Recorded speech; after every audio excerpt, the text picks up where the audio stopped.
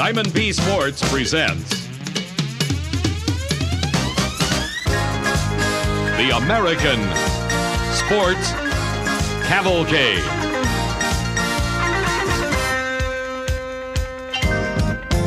A panorama of speed, color, drama, and excitement. The American Sports Cavalcade. This is the Los Angeles County Fairgrounds in Pomona, California. If you listen real carefully in the occasional brief moment of silence, you can still hear the echoes of those first hot rodders who brought their roadsters and sedans to this corner of the fairgrounds for the National Hot Rod Association's first major event, the Southern California Championship Drags. There's a great sense of history here in the air on the track. The presence of the first machines to compete here in a national event and the people who over the years revolutionized the sport of drag racing can still be felt. Today, history continues with the 25th chapter of the NHRA Winternationals, the opening national event of the year. Hello, I'm Ed Bruce, and those moments of silence will be few and far between this year as the faster-than-a-speeding-bullet top fuel dragsters, the thundering funny cars, and the super-sophisticated pro stocks attack this historic quarter-mile drag strip. And two guys who have witnessed these 25 years of history, Brock Yates and Steve Evans, are all set to tell you the story of this year's Winter Nationals. And Ed, that revolution continues into another great season of championship drag racing, both in race car design and in personnel movement. First of all, the race cars. Kenny Bernstein has just about the zoomiest looking funny car ever built. In fact, crafted by Indianapolis racers with aerodynamics paramount in their thought. John Force also with a beautiful new race car. And more importantly there, Austin Coyle, who wrenched the Chi-Town Hustler to 2 world titles, has parked that car, gone to work to try to put John Force into the winner's circle for the first time. In qualifying, the big news was this car, the Blue Max. The only 2 things they did in the offseason was to add a second parachute as required now and change the number on the car because Raymond Beadle no longer drives the Blue Max. He still owns it, but in the cockpit is John Lombardo of Southern California. On his very first full run, Lombardo set a national record at 5.68 seconds. His second run, he backed it up within the required 1%. So this car and that new driver getting along beautifully. But the Blue Max and crew have got their work cut out for them because in round number 1, Rick Johnson and Roland Leon's Hawaiian car ran even quicker than their record at 5.66. Lombardo came right behind Johnson with an equaling 5.66. So it is going to be a thrilling day in funny car competition. And the funny cars are not the only machines out there smashing records, right, Brock? Boy, I'll tell you what, right you are, Steve, and all the world loves a winner. Look at them clustered around this Thunderbird of Bob Glidden's here in the pits. This car just set a new ET record in winning its first round of competition, 7:53, almost 186 miles an hour. Glidden came here at the Winter Nationals, set an ET record in qualifying, and then re-broke it in the first round. He is on a roll. What's more, we got some interesting competition in top fuel. You can say that again, Brock. Led by this man, the amazing Don Garlits. A week ago today, he was upside down in the Arizona mud due to this incident. In the final round, racing Gary Beck, Garlits' wing struts collapsed. That instantly causes the car to swerve in any direction it feels like going. At one point, Big Daddy thought he'd regained control. Suddenly it swerved and rolled at over 260 miles an hour, putting him off the side of the racetrack.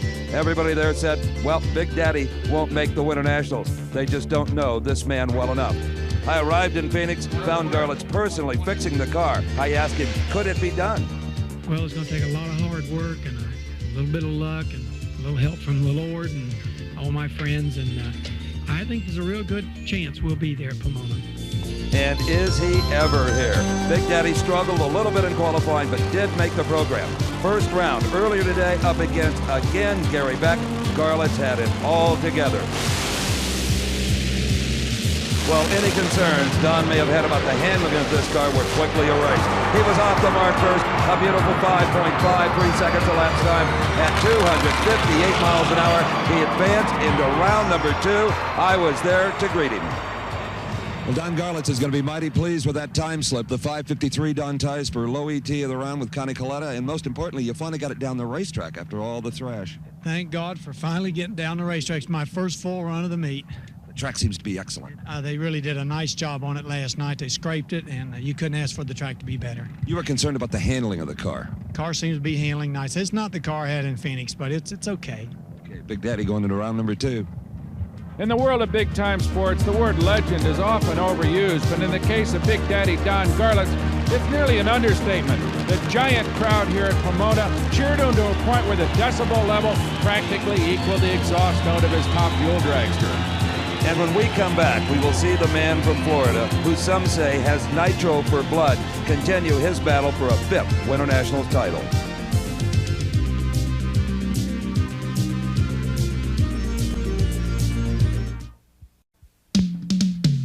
Well, he disposed of Gary back in the first round, so now Big Daddy will go up against Dick LaHaye, a man who formerly won the Winternationals, Steve Evans.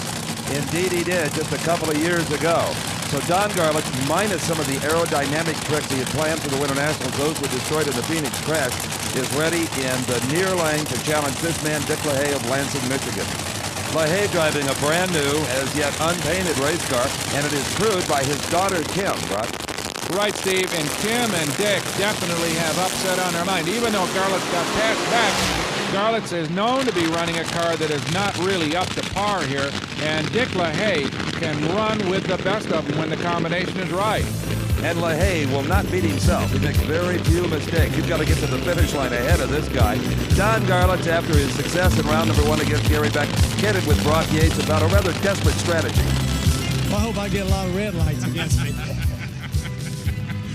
If the opposition cooperates, it's going to be all right. Well, sure. All the hard work of the past week have got Don Garlits on an emotional high, Brock.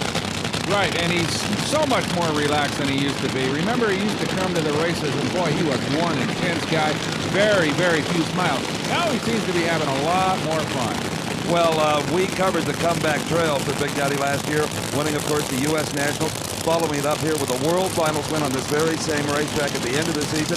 So he is on a roll. He is.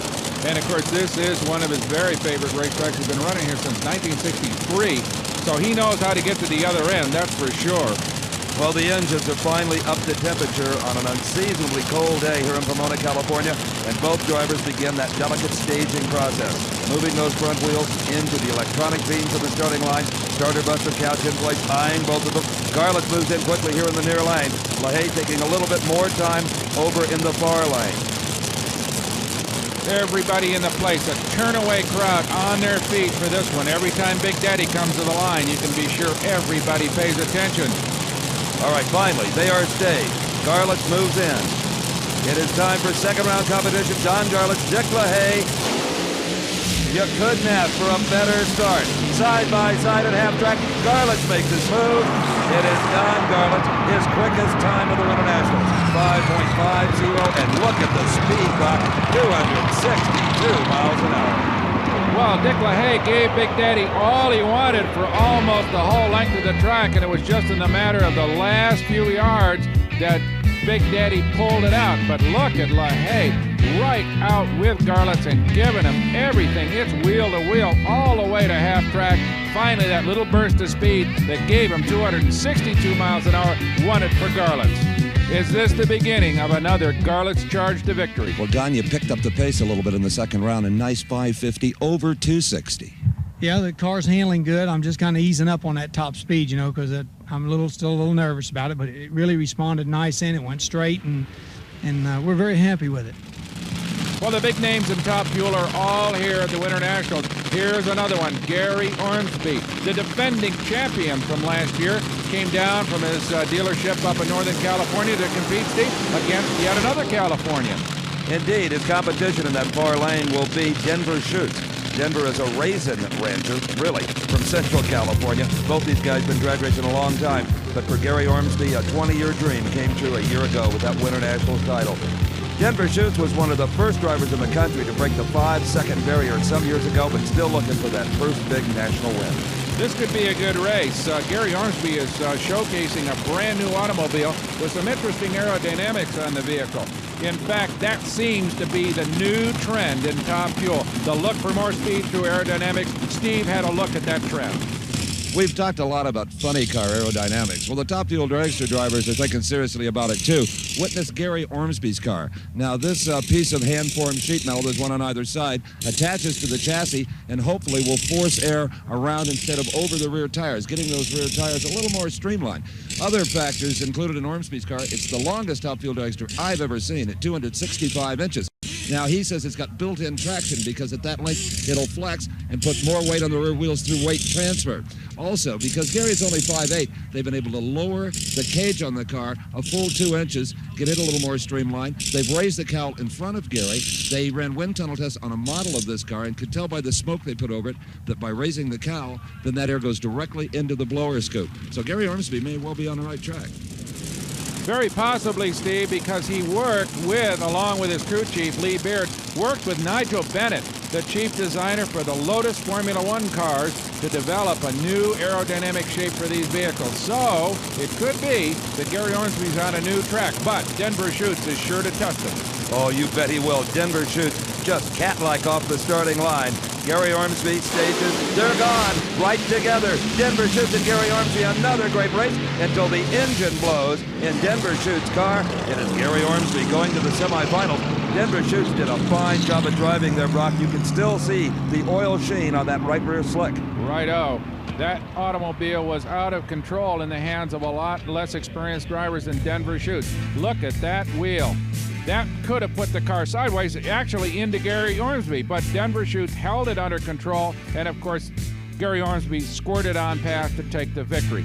A tough break for Denver because he was in it until he popped his motor.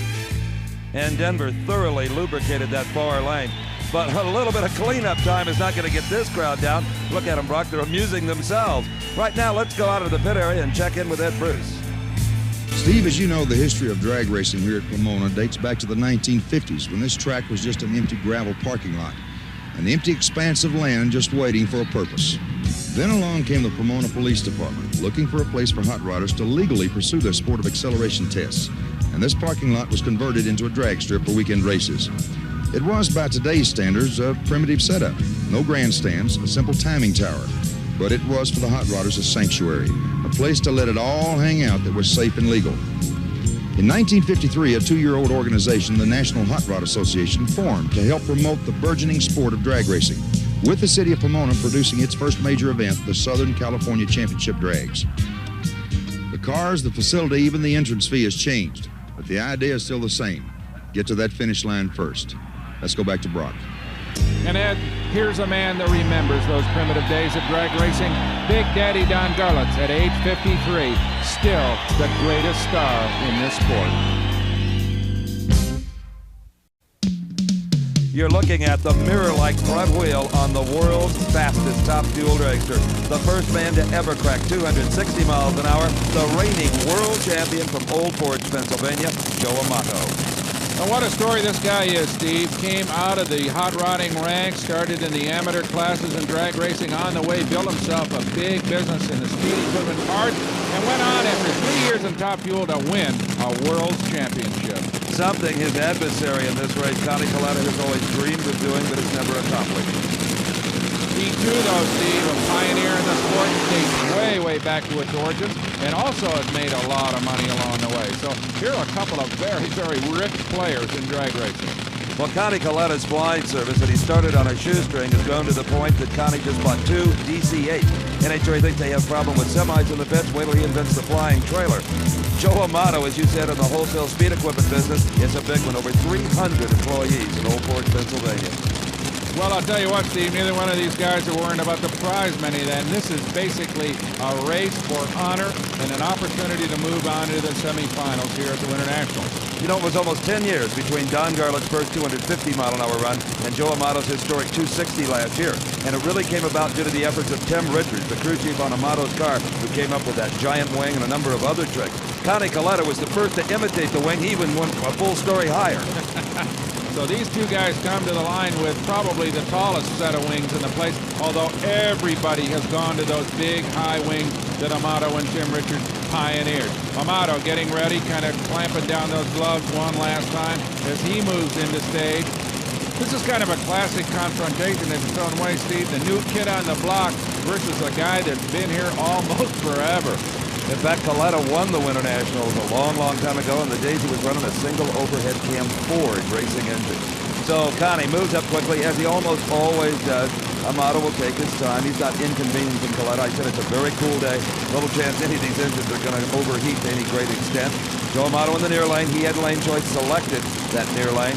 But Connie Coletta on the far side. They inch forward. This is very, very delicate. You have to make sure you don't go through that bit. You can red light staging. They lead right together. In fact, Connie Coletta enjoyed a bit of a hole shot, but it was immediately overcome by Joe Amato. Amato, wow, 549, but look at the speed, 264 miles an hour. Boy, they're really hooking up on this cool racetrack now, Steve. 262 by Garlitz and then 264 by Joe Amato, who of course has been the pioneer in the top speed end of this sport for a couple of years now. Here is your low qualifier and the track record holder here at Pomona Raceway. That is Larry Minor of San Jacinto, California. His opponent is Bill Mullins from Alabama, who qualified at 263 miles an hour, up to Joe Amato's run, the quickest time seen here at the Winternationals. And what a racing enthusiast Larry Minor is. He owns Gary Beck's car, obviously his own, Ed McCullough's funny car, even an off-road machine. Now, Bill Mullins, a many-time national event winner in the old top gas category and later on alcohol dragsters. This is his first full season as a top fuel driver, right? Well, they're both relatively inexperienced men. Larry Minor, this is only his third season at Top Fuel. Let's go to Joe Amato after his winning run. Well, Joe Amato just stuns everyone with low elapsed time of the day at 5:49, Joe. Well, we knew Connie was going to be tough. And Tim Richards, he's been kind of sick all weekend, and he's been kind of just giving us a little bit of horsepower, so we didn't have to work on the car too much. And we knew Connie was going to be right there, so he stepped on it a little bit. Hopefully, everything will be good. We're going to have to run Garlitz the next round. That's going to be a real race, so I hope there's some more left in the horsepower department, and we're going to have to really, try and do a good job driving, and maybe we can put him away. How fast do you think it went? How did it feel? How fast? It felt fast because I had a hard time stopping it here, and I ran it out the back door just to get a gauge on it. I don't know how fast the speed was, but it was fast. Top speed of the meet, 264. Well, that's good. That's what we were trying to get top speed to get them points for the Winston World Championship. Even with an ill chief mechanic, Joe Amato is thundering today at the Winternationals. He sure is, and will be a force to be reckoned with. But now let's go to Larry Minor and Bill Mullins as they get ready to stage. Now, Larry Minor has lane choice in this race. That is because he recorded the quicker elapsed time in the previous round of this pairing. So he has put Bill Mullins over on that far side. So far, everyone with lane choice has selected this near lane, Buck. I think they're just comfortable there. There doesn't appear to be any kind of an imbalance. So it's time to watch Larry Minor near lane. Bill Mullins in the far lane. It is, a tremendous supercharger explosion on Bill Mullins' car. Seldom, Brock, do you see the supercharger just clean right off the top of the motor. Usually the restraint strands will hold it on to some extent, but it's gone. A 5.52 for Larry Minor, as getting over to the side to try to keep oil out of the groove is Bill Mullins.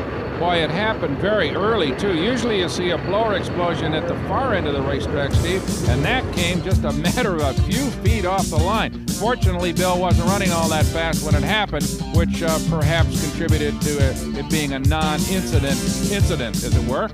What normally causes a blower explosion like this one is that for whatever reason, an intake valve hangs open, the fire out of the combustion chamber sneaks right up through the manifold into the blower, and kaboom. Well, Steve, it's a graphic demonstration of the massive energy being harnessed inside these engines as we will see the Top Fuel semifinal, Gary Ormsby versus Larry Minor, Joe Amato versus Big Daddy Don Garlitz. There's a familiar sight in drag racing, the traditional flip-top body of the famous and wild and woolly funny cars. That particular one of the most advanced vehicles in the business, Kenny Bernstein's new car. Earlier, Steve Evans had a chance to look at the aerodynamic bodywork on this vehicle. We talked a lot last season about Kenny Bernstein and his wind tunnel testing. Well, Kenny has finally been able to take all of that data and apply it to a one-of-a-kind Ford Tempo body. The first thing you notice is the car is a good deal narrower in the front. It's got less frontal area. It'll push less wind. Now, that is possible because they have extended the front portion of the body to the maximum legal 40 inches from the center of the wheel to the very front of the body. That also accomplished something else. With the extra room, they were able to move the fuel tank and the fire bottles forward good for ballast, eliminating an 80-pound lead bar. Now, the next thing that is obvious on this car is that they have drastically altered the angle of the roof. Formerly, it sloped back very gradually. Now it drops off quickly, allowing the wind to get back here and work with the rear spoiler. The rear spoiler is a good deal smaller than a lot of the cars that have a regular whale tail because of this efficiency, and also because beneath there is a road racing style kind of semi-ground effects tunnel. So that tunnel working with the spoiler gives them the needed down pressure. Now, that's really about all I can tell you about this body, because that's all they will tell me. An awful lot of secrets surrounding this car, including these louvers here. They won't even discuss them. Well, you can be sure it's not for decoration, because Bernstein, one of the most serious and dedicated funny car drivers in history, Steve. And he does not have lane choice, Brock, because in the previous round, the fellow with his roof hatch open for a little air conditioning recorded a record equaling 5.66 seconds elapsed time. That is Rick Johnson driving for Roland Leon. Now, Johnson started driving this car as just a fill-in for Mike Dunn. But the chemistry was so very good between he and the car owner that all of a sudden Mike Dunn found himself out of a job. You know, now that these cars are so sealed up due to aerodynamics, the only way to get any wind in and the smoke out is to open that roof hatch. Dale Armstrong, the so talented crew chief for Kenny Bernstein, out in front guiding him back. Kenny's biggest ever racing thrill had to be last season at the Gator Nationals, when he became the first funny car driver to ever top 260 miles an hour. Rick Johnson, he has always dreamed of having a quality ride. He's jumped from car to car to car, never really winning the big one. Oh, but the talent, Brock, is immense.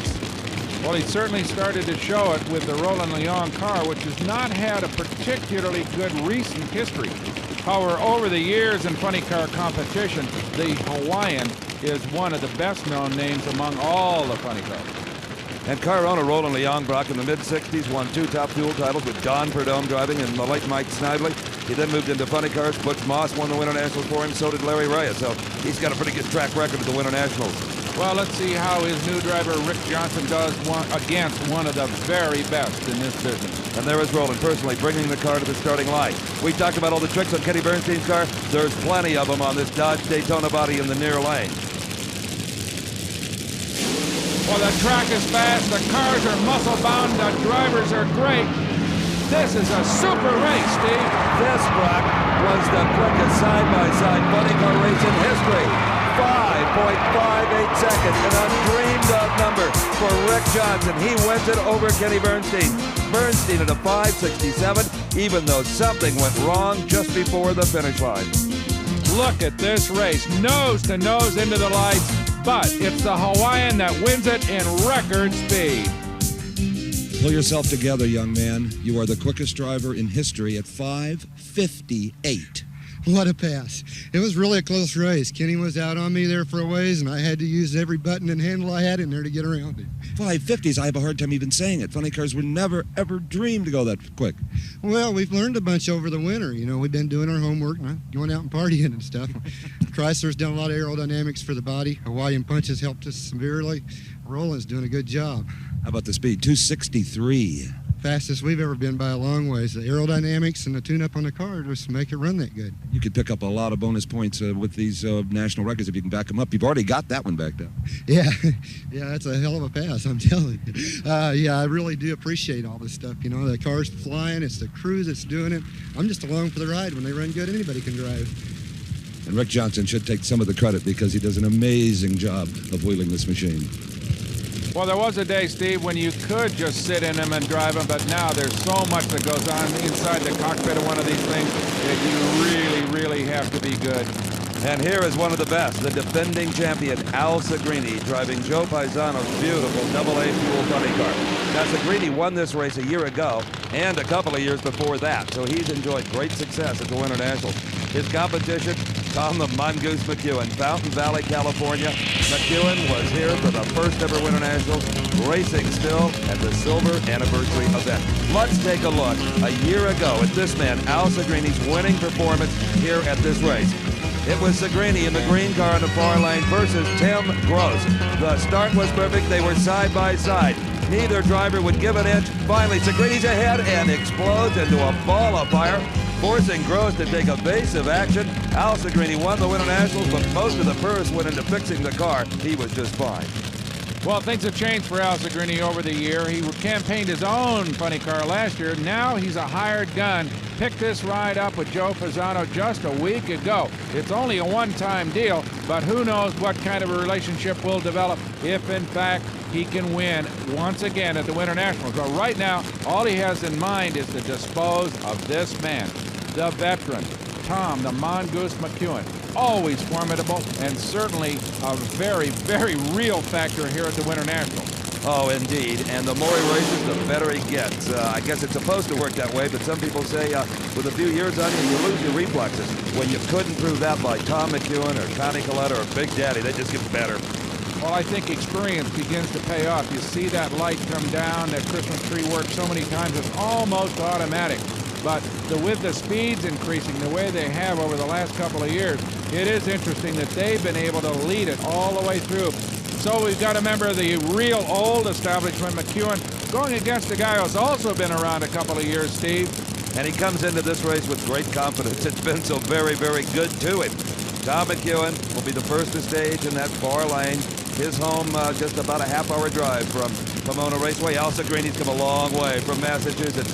Segrini in the near lane, McEwen far lane, 6,000 collective horsepower. They are off right together. Neither man with an advantage. They stay together, glued together. It is Al Segrini with the win line, and thank goodness for the electronic finish line judge. Segrini wins it by 100th of a second. What a race. All the way, side by side. Nobody had more than a couple of inches at any point in the entire quarter mile. That's Segrini in the near lane, seemingly pulling out just a little bit right there, and that was the only advantage he enjoyed for the entire race. He wins it. Very, very close, very good race. Well, you had the horsepower and you needed it to come around McEwen. Yeah, it shook real bad. It almost knocked me out, Steve. I got off the throttle and I almost gave up, and then I stuck it again. It cleared up and went on through. I was pulling on him good, so I stayed in there and come around. I think left real good, but then it just got in a bad shape. Bad shape. Great show by Al Segrini. I guess you could say our hats off from all the funny car enthusiasts here at Pomona. We'll be back.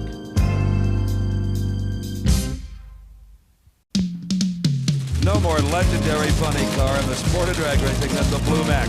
Going back years ago to the days that Harry Schmidt owned it, and Richard Clark drove it, then under the leadership and guidance of Raymond Beadle to 3 world titles, and now with little John Lombardo in the seat, who has equaled the world record for the class here this week in his very first outing. So many great stories about Raymond Beadle and the Blue Mac.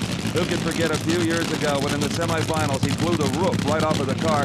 That didn't stop him. They cut the roof off the Kenny Bernstein's car, Brock, and laminated it on. Sounds like a classic Beadle story. All right, let's go to this race. Ed McCullough, one of the hired guns in that formidable Larry Minor stable. Remember, he's got 2 top fuel cars and the funny car here at Pomona. Little John Lombardo won the World Finals. Steve talked to the racing legend he replaced in the Blue Max. The pressures of business, is that why you've retired? Yeah, that's primarily it. You know, I have the Grand National team and then a sprint car team with Sammy Swindell, and I haven't been that involved with my other racing, and I want to be, and I'm getting more and more involved with my other businesses. Thanks for all the thrills over the years, Raymond. There's been many of them. Thank you, Steve. Glad you're part of them. You sure were, Evan. Told a lot of great stories about the Blue Max and Raymond Beadle over the years. Well, I hope little John Lombardo likes flying on airplanes, because the Blue Max runs anywhere the big dollars are up, and that's almost every weekend. So, in fact, as Ed McCullough popping the hatch open for a breath of fresh air, McCullough ruled the funny car wars in the early 70s. This really only his second year back after about a 5-year retirement. Well, he's got his hands full right now against little John Lombardo in the Blue Max, which, as you said, ran very quickly in qualifying here. Lombardo, a very quiet guy, and the crew had a lot of influence in selecting him as the driver because they get along very well with him. Lombardo is very, very intelligent, can translate what he feels in that race car to the crew and hopefully make it run quicker and faster, as they have already proven. They're already working as a unit in their very first appearance. Ed McCullough, a veteran, as you say, but it's interesting that the minor team has not had the kind of a success in their funny car campaign as they have with their top fuel car. Well, the funny car guys have always said that theirs was a different science. Maybe indeed it is. McCullough over in the far lane where little John Lombardo put him. The Blue Max had lane choice. They move in their stage, and what a light for McCullough in the far lane. Ed McCullough had the light of his life. Can Lombardo run him down? No, he cannot. Lombardo runs quicker at 5:73, but McCullough wins via the whole shot at 5:76. What a drive. And you know, McCullough kind of took the long way around the barn. He got way over against the fence about 100 yards out, and in essence spotted John Lombardo perhaps an extra 10 feet on the racetrack. But still, a beautiful light, a classic light, wins it for Ed McCullough. A tremendous race. Couldn't have been decided by more than a few inches. As a matter of fact, that was it, maybe 6 inches.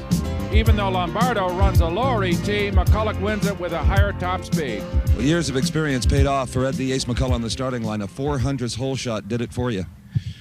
Well, I tell you, the Blue Max has been running awful tough. I mean, these guys out here are bad. We've been having a bad weekend, shooting blowers off 2 rounds. We took a little gamble there on what happened. I think performed pretty good. Made a little move out there in the middle towards the side, but you know, what can I say? Did you see Lombardo down the racetrack? Oh, could I see him? I mean, he pulled up probably about 3/4 of the way down. He pulled his fender out on me, and then he just sort of came back a little bit. And, you know, our new Miller cars are going to have to haul, let me tell you.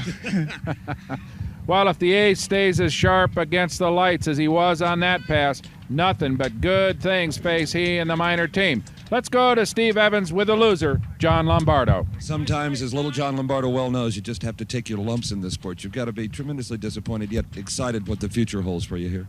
Oh, yeah, the car is running excellent, a lot of potential in it. It was a little rich, that run, and obviously I was a little late, but I think we're going to win some races. Any of that have to do with maybe not being quite used to the car yet?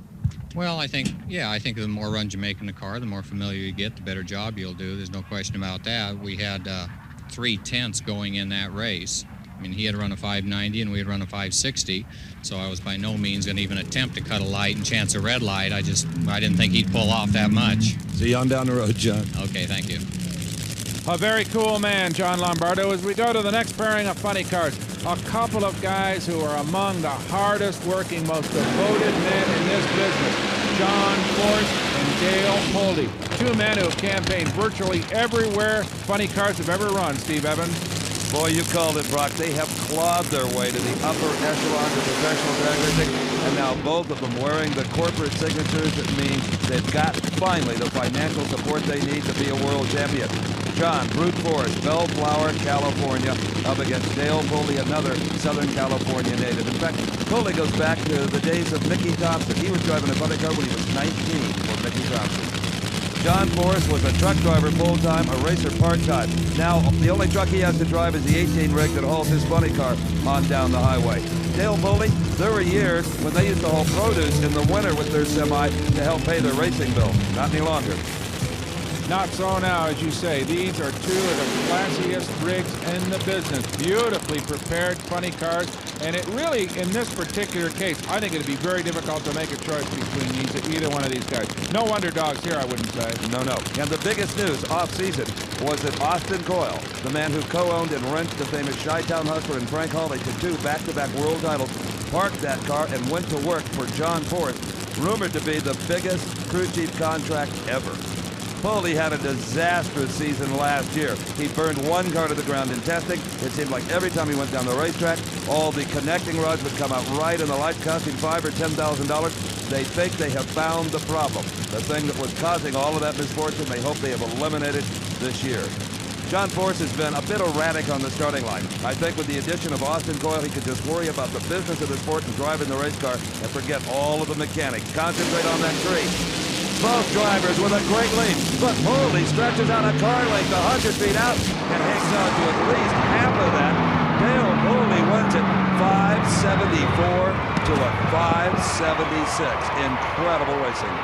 2/100ths of a second decide the race in Dale Poldy's favor. It couldn't be much closer than this. Let's have another look at it. Dale Poldy, far lane. Looks like he might leave maybe a wink quicker than Force, but that's hard to say. Force comes on at mid-track, but Poldy holds on to win in a race that probably, if it wasn't for the electronic clocks, would have been declared a dead heat. Steve is with the winner. Well, after all the bad luck Dale Pulley had last season, it's good to see you down here going into the semis. A 574 to a 576. Boy, I'm glad of it. Boys all worked hard the last round. We broke a rod and went through a tire, and we barely made it up there for the last run. Had a real good crew up there helping us. You had to change engines? Had to change engines, had to put a different set of cylinder heads. That was just we only put some alcohol through it, warmed it up, and stuck it in line, so we're happy. A little bit of a Hail Mary approach on that one, huh? You got it. So. Hey, Dale Pulley goes into the semis by a whisker. A whisker it is, Steve, and a great pairing it's going to be. Ed McCulloch and Dale Pulley. Pulley has lane choice. The other pairing, Al Segrini versus Rick Johnson in the Hawaiian. Now, let's go to Ed Bruce in the pits. Brock, I'm sure you know from your own experience that between 1955 and 1960, the National Hot Rod Association sponsored only one event, the Nationals. First held in Great Bend, Kansas, it was an opportunity for racers from all over the country to come together, to exchange ideas and concepts, to make friends, and naturally to compete. Then in 1961, NHRA sponsored its first West Coast national event, appropriately named the Winternationals. By 1961, the facilities had grown. Temporary grandstands now lined one side of the track, allowing spectators a view of the entire quarter mile. Overall, the Pomona Strip had gone from homegrown to big time in an impressive manner. That first Winter National saw a great potpourri of competitors, including Jack Chrisman defeating Tom McEwen for the top eliminator title, and Mickey Thompson winning the middle eliminator title in a Pontiac-powered dragster. Other champions that day included Dick Manns, Johnny Loper, and Don Nicholson. There's a line of people waiting here today who would like to add their names to the roll of winners of the Winter Nationals. Let's go back to the action. Steve? And these days, Ed, there's as much action in the pit area as there is out on the racetrack, as world champion Joe Amato puts the finishing touches on this big supercharged Hemi racing engine. And it better perform, because he will be up against Don Garlits in the semifinals. We'll be back with those Top Fuel semis.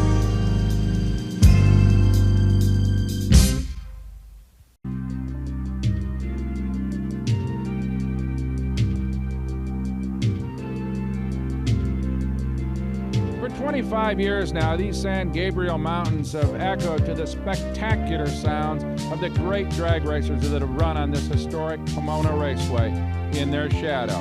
It was in 1980 that the driver in the near lane staged one of the most spectacular races here in the final.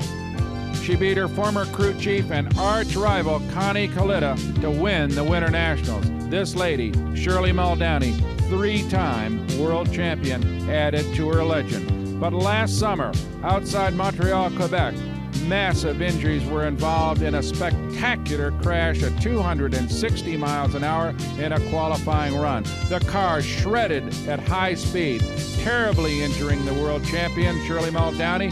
Her leg badly mangled in the crash. Since then, it's been a long and arduous recuperation, first in hospitals, then at her home in Mount Clemens, Michigan. Recently, Steve Evans went there to check on her progress. When the surgeons are done and the therapists are done, what then, Shirley? Can you look ahead that far? I'm trying to. I have hopes and dreams, and I'm a pusher, and I would like to drive the race car again. That's what I really want to do. But I'd like to be able to do it and feel comfortable. I'm not too sure that's going to happen for me, but we'll know here in a few months. A Top Fuel dragster again? Oh, yes. That's where my love is, in Top Fuel, and that's what I want to be. I want to drive the king of the sport.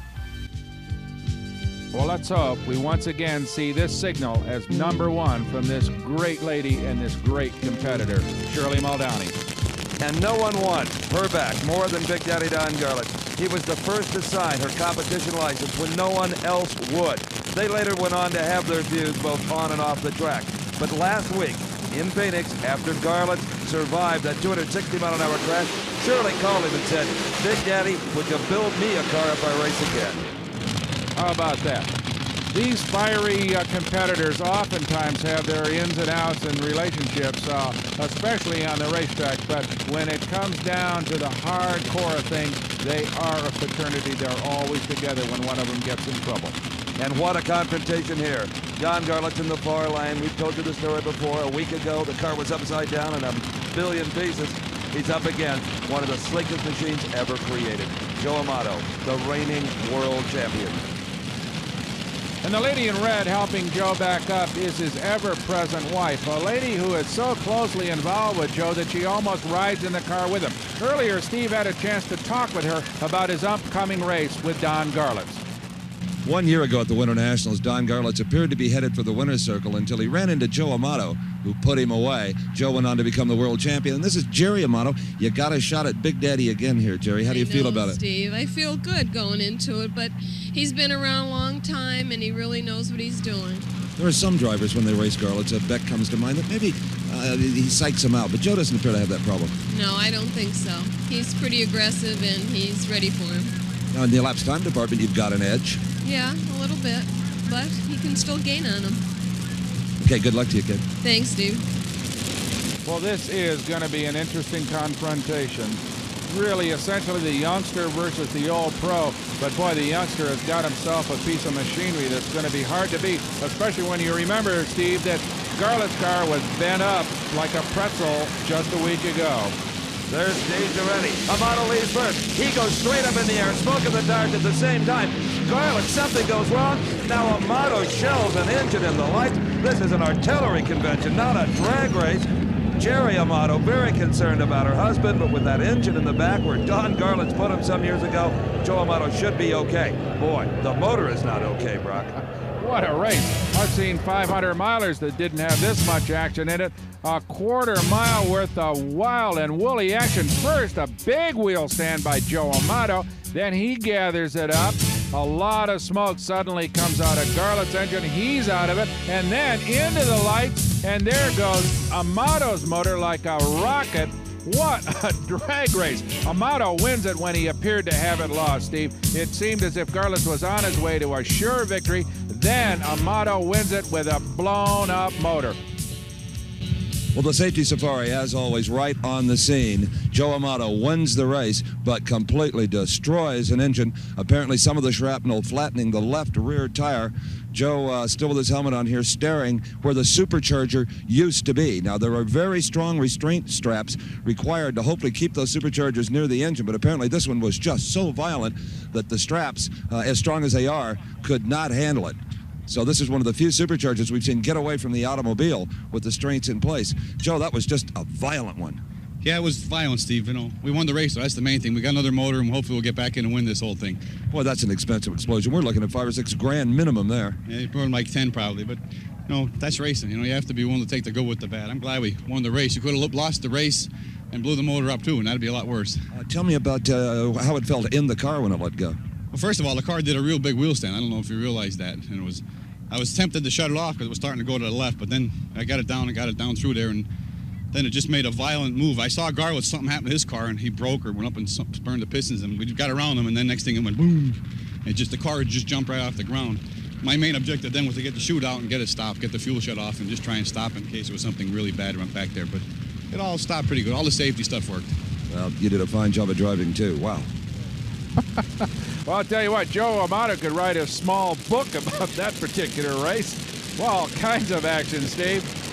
One of the darndest ones I've ever seen, Brock, and the biggest single fire in a blower explosion in the history of this sport. I assure you, that was just incredible. Well, that's the last, unfortunately, we'll see Big Daddy Don Garlits. Joe Amato, of course, will be back. Now, let's go to the next pairing here. Top Fuel semifinal, and it's going to be a good one. The quickest driver of the event, Larry Minor, at 5.40 seconds as lane choice. He's closest to our camera. In the far lane, the defending champion, Gary Ormsby, Auburn, California. The brand new car debuted here with a lot of interesting technology. Ormsby and Minor. Interestingly, though, we've seen a trend this lane nearest the camera where Larry Minor seems to produce winners. The other guys will run very quickly, but the winners seem to come from this end. Not this time, though. It's going to be Gary Ormsby. He runs it out at a good, solid 5:57, 257 miles an hour to go on into the finals against Joe Amato for the second year in a row. It started all even. Minor and Ormsby out together, but then Larry Minor up in smoke, and that's the end of it. Too much power. Ormsby on to win. Well, here you see the two combatants in the final round of Top Fuel. Joe Amato overlooking at this man Gary Ormsby's cars, and he wished his engine looked like that instead of the supercharger on top of it. Gary Ormsby at 5.57, and Gary, your second Winternationals final in a row. You won it last year. Can you do it again? Well, we're going to do our best, Steve. You know Amato's got a fresh engine for that car. He will not be easy. This will not get him down. No, I don't think that'll make any difference. He'll put another engine there, probably just as good as the one he's got. But I think we're in pretty good shape here. We finally got it to leave without shaking me to death. You know, it's cooling off, and historically, this track is not as good in the final round. That's true. Of course, we're familiar with it from last year, and hopefully we can make the same corrections to get us down here without shaking, or get us down here first this time. You certainly did do it last year. So his crew chief, Lee Beard, will indeed have this car ready. Well, there you have it. Ormsby versus Amato, with Ormsby having the lane choice. And right now, the final applause for this man, Big Daddy Don Garlits. This brand new Keith Black Hemi engine is being lowered into the car that Joe Amato hopes will carry him to his first ever victory here at the Winternationals. Remember, his last engine blew apart in beating Don Garlits. Right now, Steve Evans has rounded up the man and the legend who Joe defeated. Well, considering that a week ago to the hour, Don Garlits was upside down in his race car in the Arizona mud, this has still been a pretty productive weekend. Yes, it has, Steve. We're just really happy to be here, and we had a little problem there against Joe and broke a blower drive, but the car ran good today, and we're real tickled with it, and we're going to put a back half on it before Gainesville, and it'll barely be up to par then. You know, I thought you might have been beating coasting there for a minute. I was coasting a long ways, and he must have saw that I had shut off. Boy, he stepped on that thing, and it nearly turned me around right there in the traps when he come by me.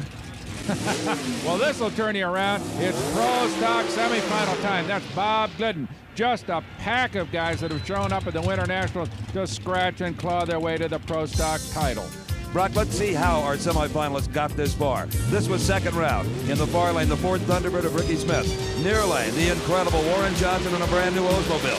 Ricky Smith off the starting line first, but Johnson simply out-muscled him to a 7.67 179 mile-an-hour win. The next race up in round number 2 earlier found Ken Dondero in the near lane Chevrolet Camaro. Don Kuntz from Indiana in a Firebird. Now a big hole shot for Dondero in the near lane. Watch the red car of Bob Pinella from Central California. Dondero off the mark first, and Don Kuntz simply could not run him down. Dondero went at 7.75 seconds, 178 miles an hour. Then it was Butch Leal, the California Flash, driving his brand new Pontiac. We see it here in the far lane, taking on the world champion Lee Shepard. Leal had some problems in the tech inspection area, only got one qualifying run, but look at this. Through great driving, Butch Leal eliminates the world champion. Leal with a hole shot win at 7.69 to Shepard's quicker 7.66. Then it was time to again see the world's quickest driver. Bob Glidden had run 7.53 earlier. Here he's in the far lane on his Ford Thunderbird, up against Gordy Rivera in this beautiful Camaro. Now Rivera, fearing Glidden's incredible elapsed time, was a little over inches on the starting line. Here you see him move too quick. Bob Glidden wins this race via default and moves into the semifinals. Now we'll be seeing Bob Glidden, Whiteland, Indiana, 5-time world champion, up against the lightning quick Ken Dondero. Boy, can that man drive. The other half of the semis, Warren Johnson's Oldsmobile versus Butch Leal's brand new Firebird. Well, this is what they love about Pro Stock. Not only their favorite drivers, but their favorite car makes. And this one is a classic confrontation, Ford versus Chevrolet. Dondero in a new Camaro, beautiful automobile. There is Bob Glidden in that famous blue and white Ford Thunderbird. An automobile he had some problems getting dialed in when he first switched to it, but now he has got it hooked up, running like a train. Well, the driving talents of Ken Dondero, coupled with the tuning ability of Bill Grumpy Jenkins, make the Bob Pinella-owned Camaro a threat every time it goes to the starting line. Now, Glidden has a big performance advantage. He knows that. But Dondero is so good on the light that Glidden dare not be complacent. It was Dondero up first, but not for very long. Look at Bob Glidden in the far lane. He just demolishes Dondero with a 7.59 at only 171 miles an hour, meaning he got off the throttle early. 500 cubic inches of Ford power pulls it out. All right, here comes another master in the lights, Butch Leal. Indeed, Butch Leal, a former Californian, now based in Blacklick, Ohio. This is a brand new car debuted here at the Winternationals. He's up against another brand new car, Warren Johnson's Oldsmobile. Brock had a look at it earlier. For a lot of years now, Warren Johnson has been facing a big handicap in pro stock competition. His Oldsmobiles, but big, wide cars, a lot of frontal area, about as aerodynamic as barn doors, some people say. But now, Warren is back with a brand new model Oldsmobile. It's a Calais, very much narrower, shorter little automobile. And now, right now, he's in the forefront of aerodynamics, a handicap that he's faced over the last few years. So Warren Johnson, nice, clean, neat little Oldsmobile, ready to go pro stock racing this year. Well, here it's set in the far lane with Butch Leal in the near lane. Leal has done an amazing job with all the problems. Now Butch Leal makes a mistake. He red light. He might have been staged just a little deep, not having the run out he would have liked. But anyway, the red light glows on the tree. Warren Johnson saw it. Doesn't even bother to pull his parachute at 179 miles an hour. The Oldsmobile's got a good set of new brakes on it, I can tell you that. Here, now look again. Watch the white car to the left of your screen, and you see Leal left before the yellow light even went out. So he got caught with his hand in the cookie jar. So the Pro Stock final is set. Bob Glidden for Ford and Warren Johnson for General Motors. And here in the top fuel pit area, Joe and Jerry Amato together packing that all-important parachute. But the crew has still got a lot of work to do to get this engine ready to face Gary Ormsby in the top fuel final. It's funny car time here at the Winternationals in Pomona, California. I'm Brock Yates along with Steve Evans and Ed Bruce. And the man inside that beautiful black funny car is Al Segrini. And what a challenge he faces. That is the fastest funny car in the world. Rick Johnson on board. Steve Evans talked with its owner, Roland Leong. Roland, I'm told that you thought your car had run 568 when you got down there, not 58, and you were stunned when you heard the real number.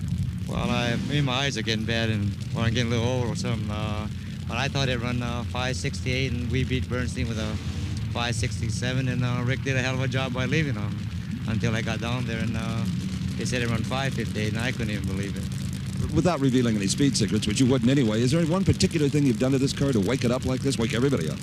Well, on something like this, there is never one specific thing that makes it go that good. Just a whole bunch of little things.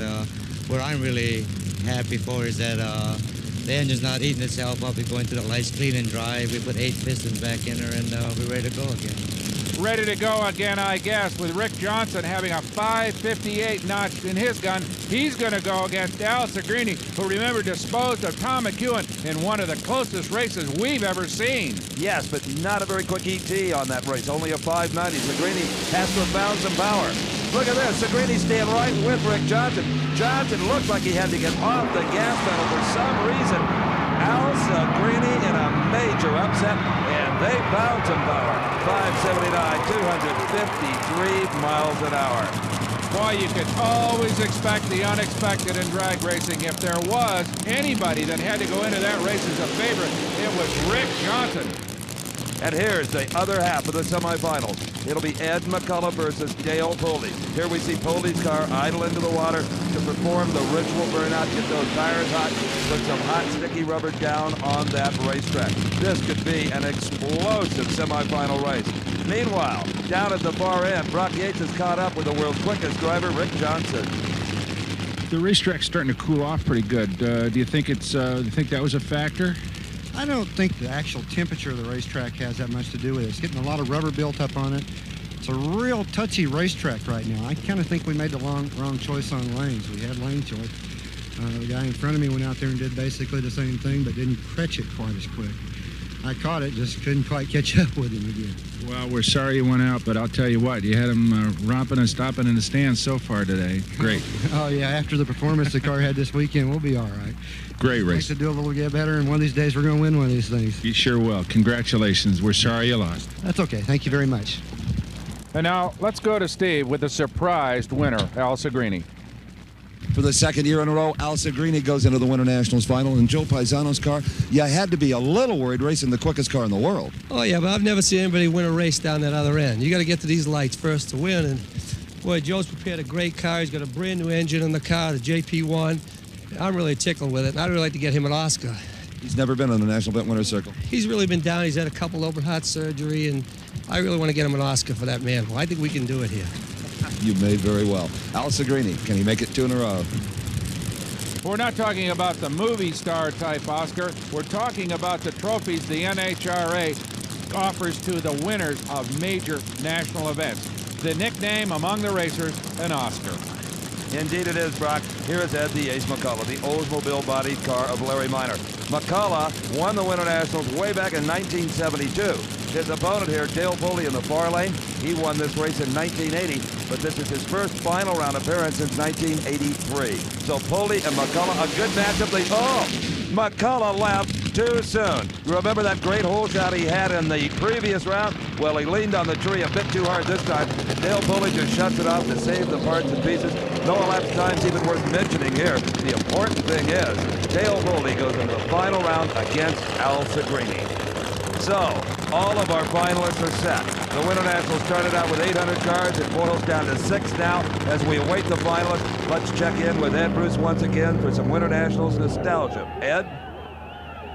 Steve, a scholarly friend, once told me that history is made up of revolutions, big ones and small ones. In 1971, Pomona was the site of one of drag race's biggest revolutions, the rear-engine top fuel dragster. The idea of a rear-engine dragster was not in and of itself radical. The idea had been around for years.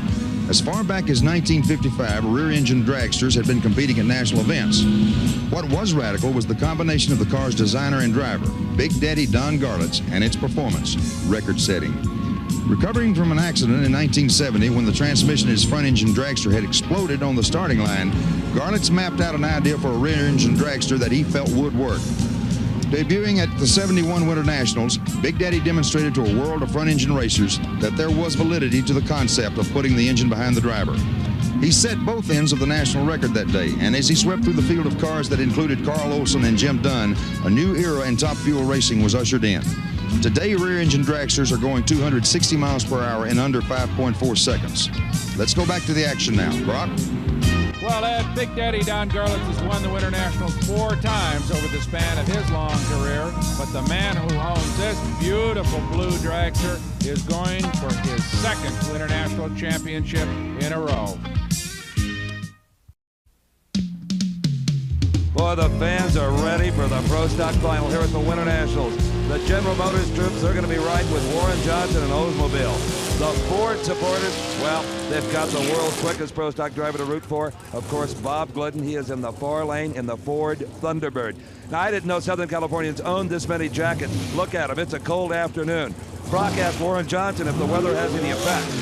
Yeah, this cold weather, we don't expect it out here. And I guess for people that were raised in the colder climate, it's probably a little colder because you're psychologically set for warm weather. And it makes it a little tough on us. And it also makes it tougher to race on. Bob apparently has it figured out because he did well at the World Finals here. And right now, I guess what I've got would be called a monumental task to try to beat him. So, have you made any changes since the last run? Yeah, we've changed just about everything we can change. We've got everything to gain and nothing to lose. That's the way we're looking at it. So there's a lot of stuff that we've been testing that we haven't run on the racetrack that we're going to try on this run. If it works, it works. If it doesn't, it doesn't. Well, I told you it was cold. Those comments were from a man born and raised in Minnesota, Warren Johnson in the near lane. And the little car, the little Calais of his, could be, look at the size of it compared to that relatively big Thunderbird in the far lane, Steve. Well, Johnson said he was gambling mechanically. The car almost uncontrollable as it hikes that left front wheel 1.5 feet in the air. It is Bob Glidden. Bob Glidden, your Winternational champion at 7:58, 184 miles an hour. Terrific run. He's been just stronger than dirt all day long. Faster and faster. Good drive. Bob Glidden, really no opposition after Warren Johnson cut it in the air. About turned that little Oldsmobile right over on its side. A bunch of power. He put 500 cubic inches, 1,000 horsepower in a little car like that. And that's what could happen to you. So Bob Glidden goes on to win it. Well, Bob Glidden's performance here at the Winternationals could only be called total intimidation. Bob, a 7:58. Congratulations. Thank you, Steve. I don't think anyone was really intimidated. Competition was. Well, I hope they were. We're glad that we won the race. For the Chief people, the Ford people, Chief sponsored the race. And I think they've got about 1,500 people back at the tent waiting for us to get back there. So we're tickled that we won the race, and thank God we're here. You even enjoyed an advantage off the starting line. I thought maybe a little. I was kind of cautious with the track. It looked like there was a slick spot. You know, we run off to the side from where everyone else runs for some reason, and I was afraid we were going to get crossed up, and I really didn't pay attention to Warren's car. I have no idea what he even ran. He was all over the racetrack apparently, but congratulations to you and Etta and the kids and the whole gang. Thank you very much, Steve.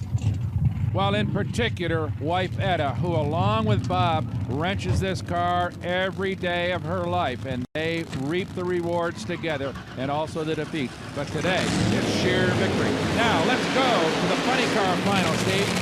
Yes, Al Segrini. Can he make it 2 in a row? Driving for Joe Paisano, who has fielded drag racing cars many times over the years, given a lot of young drivers their first chance. Dale Foley, we've told that story. He won this race in 1980. He started out very, very young, at the age of 19. Well, Steve, let's not forget that these two guys got into the finals in highly contrasting styles. Al Segrini put away Rick Johnson in a surprise upset. Johnson, of course, having the fastest car in the place, the fastest funny car in the world, for that matter. On the other hand, Dale Foley, he was fortunate enough to run up against Ed McCullough, who red-lighted. Back in the pit, Steve talked to Dale about the upcoming race. Segrini is a tiger at this race. He won it last year. He'll go to the starting line and throw everything they've got at you.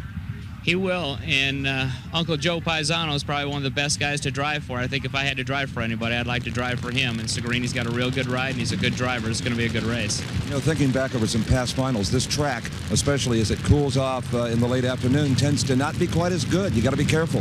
I think it's going to be anybody's guess up here for the final round. If we can get up there before the sun goes away, we could have a pretty good race. It's going to be tough in the final deal. See you there. I hope so. So the sun is settling down here at Pomona. You can start to see the nitro flames coming out of those headers on Dale Foley's car in the near lane. 1,800 pounds of fiberglass and steel in each lane. 2-speed transmission, a beautiful start. But look at Al Segrini. He's headed for 2 in a row. Al Segrini explodes. Segrini coming over in Foley's lane. Foley drives away from him. It looks like the 4th of July in Al Segrini's lane. For the second consecutive year, he wins the Winternationals in a ball of fire. And here he comes like a jack-in-the-box. Out he pops, and that's exactly what the NHRA requires that escape hatch for, as one of the safety safari crew comes over to see if Segrini is all right. He apparently is. He is a winner here at the Winternationals. He got his car owner the Oscar that he had hoped for. I think right now Al Segrini is thinking more about the 2 of these drivers being okay than he is about any victory. That may not have sunk in yet, but boy, did the crowd roar when they saw Al Segrini come out of that car unharmed. Let's look at it one more time. Segrini does have the race in hand, actually, before the big explosion. As you can see, there he goes into the lights, and that giant shower of sparks. It looks as if an engine goes, but in fact, it is probably a clutch that explodes in that automobile that catches partly. It sparks some fiberglass explosion, but the entire cockpit fills with fire. Fortunately, the driver is encased in a fire suit that saved his life. So for the second year in a row, a flaming final round victory, Al Segrini. Well, it's getting crazy, isn't it, huh? Same as last year, repeat. You know, we had problems just before we pushed out with the clutch, and I said to Joe, something wrong in the bell housing. I did the burnout, and I stayed, I had trouble getting the reverse. I knew it was dead. I said, well, I'm going to have to gamble. And I pedaled her one time and got back in it, and then just before the lights there, it went again. This is getting crazy. I know how badly you wanted to win for Joe Paisano. You have done that, my friend. You got awfully close to Pulley. Was there any contact there? No, I seen his fender. See, I was on fire there. I couldn't see, and then out of the car, I seen his red fender. That's why I went back over. It was my lane.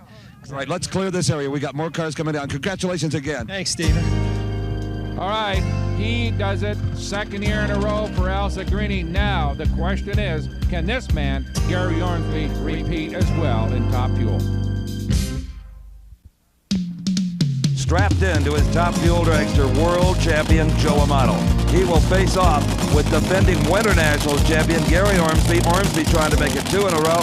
Now that's a Top Fuel final to be proud of, Brock Yates. It sure is, as we get a look down that long nose of Gary Ormsby's dragster, one of the very longest wheelbase cars in the business. And a brand new one, as we said earlier. The engine fired up on that automobile. He's ready to go. Nigel Bennett from Lotus, I don't think he's here, but he's got to be interested to see how his first effort in drag racing will turn out in a championship run. And I don't think you've seen anything yet from the Gary Ormsby car. Lee Beard, the crew chief, tells me that by the second race of the season, the Gator Nationals, it will have a ground effects tunnel. Look at that flame come out of those headers. You can begin to see the nitro burn as the sun begins to set here in Pomona, California. Another comment on the Ormsby car.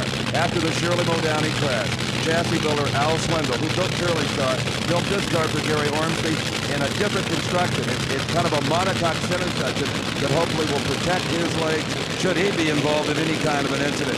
And you know, Brock, it just dawned on me. These two guys faced each other in the Winternationals finals last year. So an element of revenge may propel Joe Amato down the old racetrack, because naturally he lost to Gary Ormsby last year. As his wife, Jerry, traditional role of guiding her husband back into the starting position. Now, Joe Amato, like Gary Ormsby's car so much, he has ordered one from that chassis builder to take delivery for the Gator Nationals. So they're going to ultimately end up with almost identical cars. Well, everybody's taking a little bit of extra time to warm those engines up. As you can see, it's gotten plenty chilly here. Unnaturally cold for Southern California this time of the year. Certainly didn't hurt the crowd, did it, Brock? They had to close the gates 10 minutes after the first round started. Couldn't let any more people in. Bundled up, they are. Could be ready to go to the ski slopes up on the mountain. Look at that fire. If you get near one of those motors, you'll stay plenty warm. I'll guarantee you that. Indeed, that is Gary Ormsby's car, and they have got probably close to 100% nitromethane. Ormsby is ready. Amato is ready. It's Ormsby with the early advantage, but here comes Amato. The header flames licking at the wing. It is Joe Amato by an even car length. Tim Richards and crew, they love it. Revenge over Ormsby. Right you are.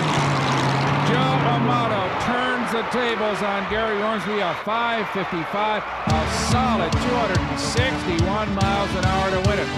Watch this. As you said earlier, Gary Ormsby out just a wink earlier, but here comes Joe Amato. Raw horsepower, a perfect straight drive down this Pomona quarter mile to drive on to victory. It was a textbook run by both men, but it was a question of raw horsepower on the part of Joe Amato that brought him his first Winternationals win. What a day, says Joe Amato as he climbs out of the beautiful candy apple red Top Fuel Dragster. The reigning world champion looks back at the engine, a little oil, but at this point, who cares? Well, we're better than last year. Last year we blew 3 motors up here. Only one this year. Yeah, boy. That's Tim Richards, and I'd like to thank all the guys that helped me. Boy, they did a dynamite job. My crew, you know, we came out, we blew everything apart. You were over there watching us. We had to go from scratch and build an injector, and you know, it's a credit to the crew, and they just did a dynamite job, you know, and I didn't let them down and get a good light on them. I think I left on them, and it was a close race. Seldom when you have to thrash that hard and change engines does it pay off, as you well know, but it certainly did for you. Well, it's the old theory. If you have your act organized, you can come back from disaster and win, and that's what a true champion's made out of. A great start on defending the title. Joe Amato wins the Winternational. Sounds good, doesn't it? Yeah, it does. I see it on TV. Thank you. Well, Joe, you were one of the stars here today. As you win Top Fuel, Joe Amato, Al Segrini, winner in Funny Car, Pro Stock, title goes to Bob Glidden.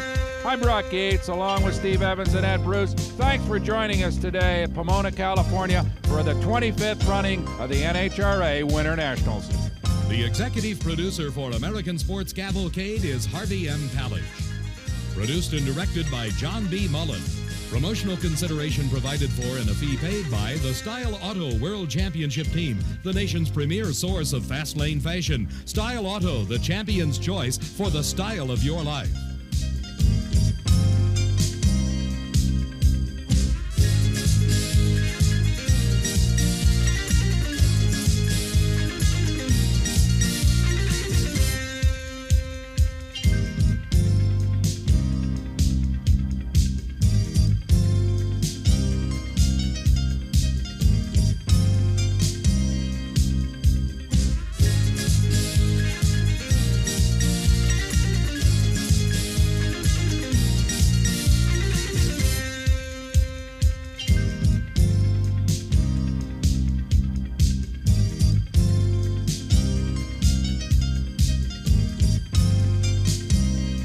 The American Sports Cavalcade is a presentation of Diamond P Sports.